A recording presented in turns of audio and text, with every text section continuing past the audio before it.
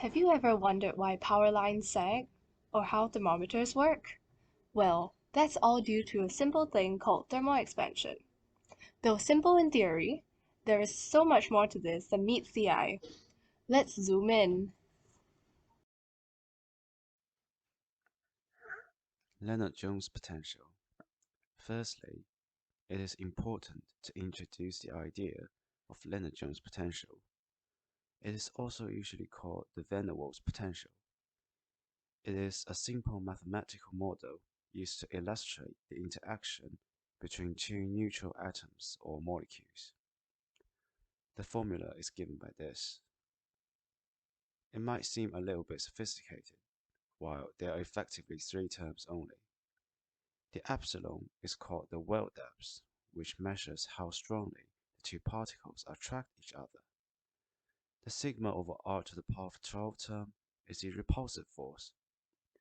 And lastly, the thing left is the attraction force. It is also intuitive to look at the graph of Lennard-Jones potential. The green curve is the repulsive force, the blue one is the attractive force, and the one in the middle is the Lennard-Jones potential. If we take derivative of the Lennard-Jones potential with respect to the distance, which is r, we get the equilibrium point r0 equals to 2 to the power of 1 over 6 sigma. Now, we know that molecules tend to minimize their energy. In other words, they move towards the state of the minimal energy. In the case of our system of atoms, it means that atoms sit at the bottom of the potential well, where the potential energy is in the lowest configuration. In the ideal situation, when the temperature of the atoms is equal to 0, i.e., they do not have a kinetic energy, they are localized exactly at the bottom of the well, at the position given by the equilibrium point R0, which we obtained before. However, in the realistic situation, atoms have a temperature, in other words, non-zero kinetic energy, meaning that they will actually move along the curve given by the Lennard-Jones potential, which gives rise to the vibrations in the atomic lattice.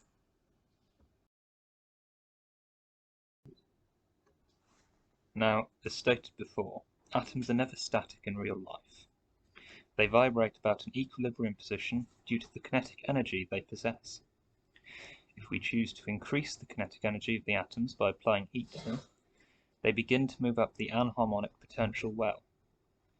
This is a bit like hoisting them up the potential well with a rope and letting them swing from side to side.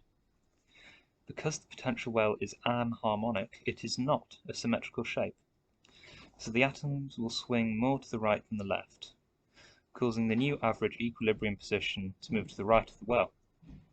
This leads to the expansion of the material. The thermal expansion is given by the formula delta L over L is equal to alpha delta T, where L is the length, T is the temperature, and alpha is the thermal expansion constant, which varies depending on the material.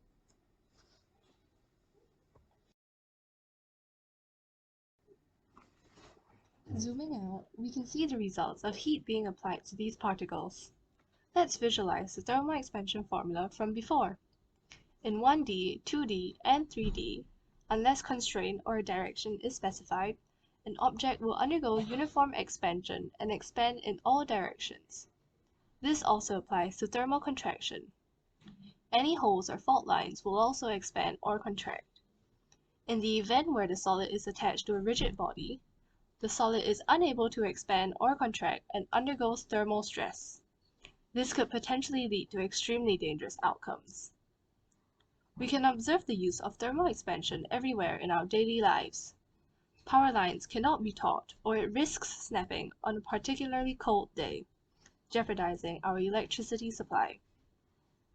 Railways have gaps in the rails, allowing the rails to expand and prevent deformation. In the labs, mercury and mercury thermometers expand when heat is applied. Thermal expansion also applies to the gas laws, a concept that we are all familiar with.